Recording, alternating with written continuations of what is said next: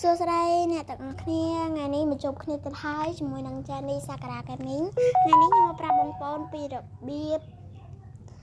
ធ្វើ app បងប្អូនហើយបើចង់ដឹងថាគេធ្វើម៉េចតោះ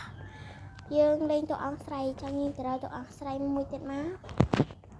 ហើយគេមកហើយតែមកចុចពាក្យ Talk ហើយបងប្អូនបន្ទាប់ចុចពាក្យថា Chara Edit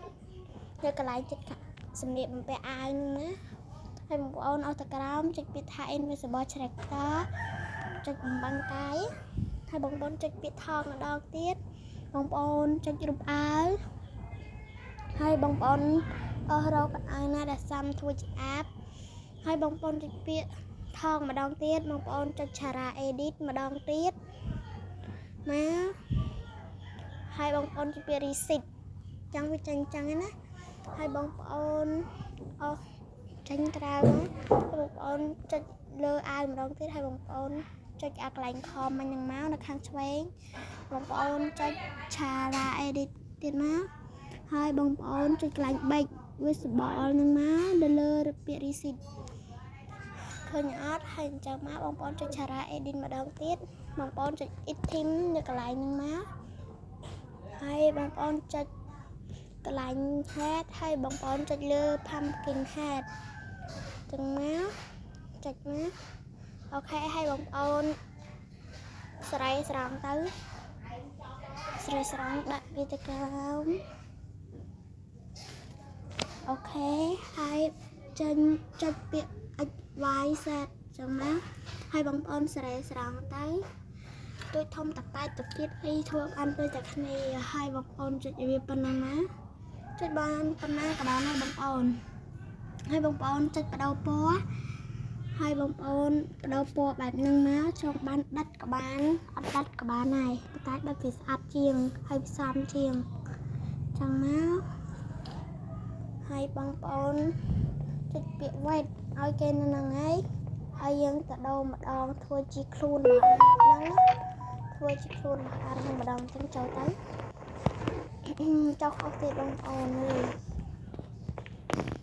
ហើយបងប្អូនចុចលើ menu កន្លែងខាងឆ្វេងណាចុចពាក្យ Chara Edit Item Edit ហើយបងប្អូនចុច Reset អស់ច្រឡំចុចInvisible Character ហើយបងប្អូនចុចលើដូរអាវមកចង់ដូរអាណាក៏បានតែខ្ញុំដូរអាមាញ់ហើយតាមមកបងប្អូនស្រ័យផ្នែកវាកុំឲ្យឃើញបងប្អូន Chara Edit មកហើយបងប្អូនចុចកន្លែងអាផ្នែកសហ្នឹងមកនេះអាផ្នែកសអត់មានឃើញអីទាំងអស់ស slide នឹងច្រឡំចុចកន្លែងហ្នឹងហើយចុចបាត់ចឹងមកវាបាត់ហើយចឹងអាចជាខ្លួនអាប់មួយដែរចឹងហើយបងប្អូនតទៀតយើងធ្វើម៉េចតោះរកកន្លែងដាក់ហ្មងទៅធ្វើដកកងមកពីណាអេមើលក្មួយមើលអីហងសាក់បងញ៉ាំយ៉ាងចាស់ហ្នឹង